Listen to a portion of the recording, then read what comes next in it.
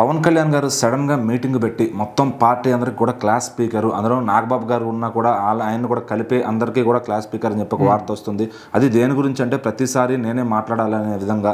So మరి అసలు అక్కడ ఏం జరిగింది, ఆ మీటింగ్ అంతరం ఏంటి అంటే పవన్ కళ్యాణ్ గారికి పదవుల మీద కానీ లేకపోతే ఇంకేదో గొప్పగా తన పేరు చెప్పుకోవాలని చెప్పేసి తనకు ఇలాంటివి ఉండవు అని చెప్పేసి మరొకసారి ప్రూఫ్ అయిందన్నమాట. సో చాలా మంది కూడా అంటూ ఉంటారు ఆయన పదవుల కోసం ఇదంతా కూడా చేస్తూ ఉన్నాడని చెప్పేసి, ఆయన గురించి గొప్పగా అందరు మాట్లాడుకోవడానికి చేస్తున్నాడని చెప్పేసి, వాళ్ళ ఫ్యామిలీ కోసం చేస్తున్నాడు, వాళ్ళ ఫ్యామిలీ కోసం సెల్ఫిష్గా ఆలోచిస్తున్నాడు అని చెప్పేసి చాలా మంది అంటూ ఉంటారు. సో ఇప్పుడు ఆయన మాట్లాడినటువంటి ఈ మాటల్లో ఉన్నటువంటి ఆంతర్యాన్ని తెలుసుకుంటే చాలా మందికి అది తప్పు అని చెప్పేసి అర్థం కావాలి.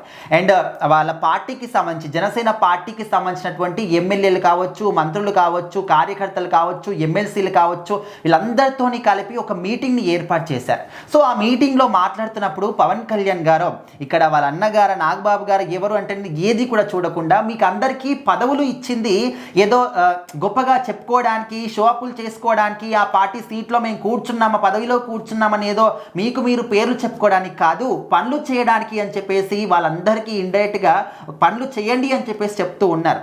మనం చూస్తూ ఉన్నాం. ఓన్లీ ఏపీ అని కాదు, ఎక్కడ చూసినా కూడా తెలంగాణ కావచ్చు, వేరే ఇతర ఏ రాష్ట్రమైనా కూడా వాళ్ళకు కొన్ని పదవులు వచ్చాయా, పదవులు వచ్చేంత వరకు మరి వాళ్ళు పని చేస్తారా, చేసినట్టు నటిస్తారా తెలియదు. కానీ వన్స్ ఒక్కసారి పదవి వచ్చిందా, ఓకే ప్రజలకు మేము ఏం చేస్తున్నాము ఏంటి, మనం ఇచ్చినటువంటి హామీలు, సో మనం చెప్పినటువంటి ఆ మాటలు కావచ్చు, ఇవన్నీ కూడా గాలికి వదిలేసి ఓకే ఆ పార్టీ సీట్లో మేము కూర్చున్నాం, పదవిలో కూర్చున్నాం అంతే, ఇంకంతకు మించి ఏది కూడా చెయ్యరు. సో జనాలు కావచ్చు లేకపోతే ఆ పార్టీ అధ్యక్షులు కావచ్చు అదే విషయాన్ని చూస్తారు. చూసిన తర్వాత కొన్ని రోజుల పాటు ఓపిక పడతారు. అరే ఉపోన్లే చేస్తారేమో అనుకుంటారు. కానీ వాళ్ళు దాన్ని అలసుగా తీసుకొని ఇంకా ఎలాంటి పనులు చేయకుండా సైలెంట్గా ఉంటూ ఉంటారు. సో ఇప్పుడు పవన్ కళ్యాణ్ గారు అదే చెప్తున్నారు. ఇప్పుడు ఓన్లీ తిరుమల లడ్డు వివాదం అనే కాదు, రాష్ట్రంలో ఎవరు ఏది మాట్లాడినా, ఏ సమస్య వచ్చినా, ఎవరికి ఎలాంటి ఇబ్బందులు వచ్చినా కూడా నేనే మాట్లాడాలి, నేనే వెళ్ళాలి, నేనే సమర్థించాలి, నేనే హైకమాండ్కి చెప్పాలి అంటే ఇది సాధ్యమయ్యే విషయం కాదు. మీరందరూ కూడా ఉన్నారు. గ్రామ స్థాయి నుంచి సిటీ స్థాయి వరకు అన్నిటికీ ఎవరెవరికి ప్రజలకు ఎక్కడెక్కడ ఏ ఏరియాలో ఎలాంటి సమస్యలు ఉన్నాయి, గ్రామ స్థాయికి వెళ్ళి మాట్లాడండి, తెలుసుకోండి, వాటిని మా దృష్టికి తీసుకురండి, మేము హైకమాండ్ దృష్టికి తీసుకెళ్తామని చెప్పేసి కూడా చెప్తూ ఉన్నారు. అయినప్పటికీ కూడా వాళ్ళు అదే ధోరణి మేము మెయింటైన్ చేస్తామంటే ఇంకా ఎవరు కూడా ఏం చేయలేరు, పదవులకి రిజైన్ చేసి వెళ్ళిపోండి అనే విధంగా కూడా చెప్పడం. అండ్ ఇండైరెక్ట్గా రీసెంట్గా అరవ శ్రీధర్ గారి ఇష్యూ కూడా మాట్లాడడం జరిగింది.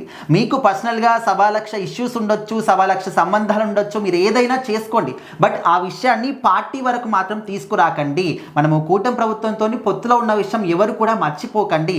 అండ్ టీడీపీ వాళ్ళు కావచ్చు, ఇతర ఏ పార్టీ మీటింగ్స్ అయినా పెట్టినప్పుడు అఫీషియల్గా అందరికీ అనౌన్స్మెంట్ ఉన్నప్పుడు వెళ్ళండి, కానీ వాళ్ళు పర్సనల్గా పెట్టినటువంటి మీటింగ్స్ మాత్రం అసలు అటెండ్ అవ్వకండి అని చెప్పేసి కూడా మన పార్టీ కోసం మీరు కూడా పనిచేయండి అని చెప్పేసి.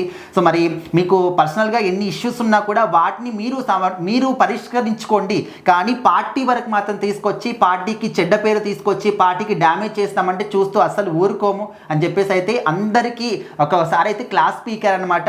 మరి ఇక మీదటైనా కూడా జనసేన పార్టీకి సంబంధించినటువంటి అందరూ కూడా సరిగ్గా పనులు చేస్తారా లేదనేది చూడాలి.